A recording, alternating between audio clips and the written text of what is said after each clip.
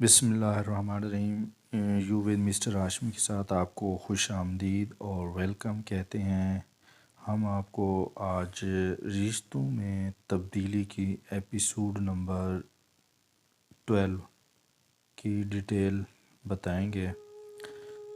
رشتوں میں تبدیلی کی جو آج 12ویں قسط ہے، جس میں عرشی: میں شہر سے باہر جا رہا ہوں، تم ذرا بشیر کے پاس جاؤ اور میٹنگ کر لو، مجھے ذرا سا کام ہے۔ مگر ارشد: وہ شخص نہایت گھٹیا ہے، آپ کو نہیں پتہ وہ کیسا ہے۔ عرشی کو بشیر کے نام پہ غصہ آ رہا تھا۔ یار کچھ نہیں ہوتا، تم جاؤ اور چیک لے آؤ۔ شوہر کا حکم ماننا ہی اصل بیوی ہونے کا ثبوت ہے۔ اب اس کا شوہر اسے حکم صادر کر رہا تھا: میں ڈرائیور کو ساتھ میں بھیج رہا ہوں، تم تیار ہو جاؤ۔ اچھا میں جاتی ہوں، مگر جانا کدھر ہے؟ وہ تمہیں ڈرائیور بتا دے گا۔ ارشد عرشی کو بات سمجھانے والے انداز میں عرشی سے بات کر رہا تھا۔ کار ایک ویران فیکٹری میں رکی۔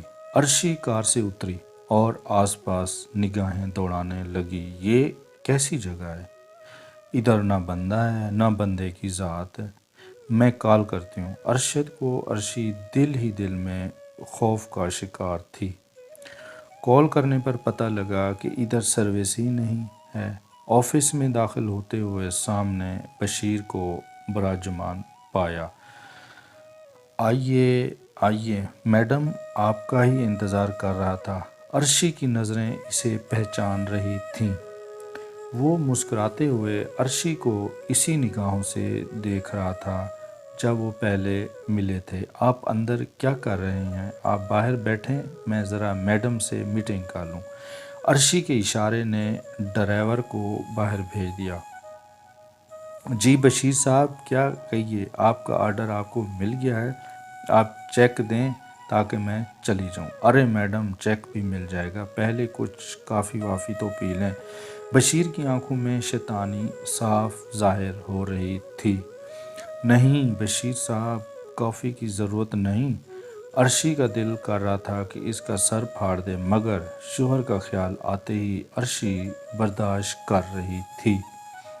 یہ لیں، اگر آپ مجھ سے تعاون کریں گی تو میں مزید آرڈر بھی دے سکتا ہوں۔ بشیر مسکراہٹ کے ساتھ عرشی سے بولا: کیا مطلب ہے؟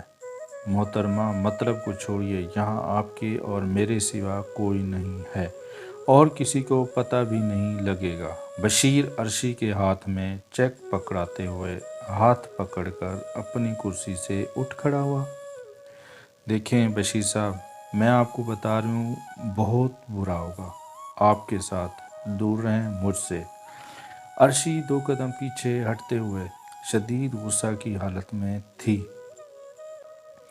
تمہاری وجہ سے ہی تو میں نے بزنس کیا تھا تمہارے ہسبینڈ سے۔ جب سے تمہیں دیکھا ہے اسی دن سے تمہارے حسن کا دیوانہ ہو گیا ہوں۔ تم سوچ بھی نہیں سکتی کہ میں تمہیں کیا کچھ دے سکتا ہوں۔ چھوڑ دو ارشد کو۔ رشید عرشی کی طرف آگے بڑھتا رہا۔ عرشی کی پیٹھ دیوار سے لگ چکی تھی اور مزید پیچھے نہ جا سکتی تھی۔ بکواس بند کرو، میں چیخ کر سب کو اکٹھا کر لوں گی اور ارشد کو تمہاری اصلیت کا بتا دوں گی۔